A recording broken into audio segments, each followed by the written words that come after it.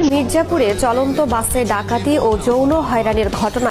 গাজীপুরে ছবি তুলতে গেলে এক মাদ্রাসা ছাত্রীকে ধর্ষণের অভিযোগ। দুপুরে শহীদ মিনারে দিতে ফুল সংগ্রহ করতে গিয়ে চতুর্থ শ্রেণীর ছাত্রীকে ধর্ষণের। সিরাজদিখানে এক গার্মেন্টস কর্মীকে অস্ত্রের ভয় দেখিয়ে সংঘবদ্ধ ধর্ষণের অভিযোগ উঠেছে।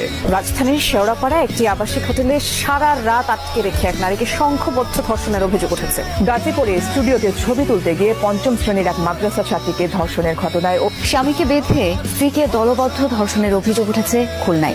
7 বছর বয়সী ছাত্রীকে ধর্ষণের অভিযোগে নড়াইলে এক নারী ইউপি সদস্যকে সংঘবদ্ধ ধর্ষণের অভিযোগ উঠেছে। সকালের সুবর্ণচরে চুরির নাটক সাজিয়ে মামেকে ধর্ষণ করায় কক্সবাজারের চকরিয়ায় কিশোরীকে সংঘবদ্ধ ধর্ষণের অভিযোগ উঠেছে। ত্রিপুরের রাজৈরে তৃতীয় শ্রেণীর মাদ্রাসা ছাত্রীকে ধর্ষণের পর হত্যার অভিযোগ উঠেছে। খুলনা থেকে চট্টগ্রামে বন্ধুর সাথে ঘুরতে এসে গণধর্ষণের শিকার হয়েছে এক তরুণী।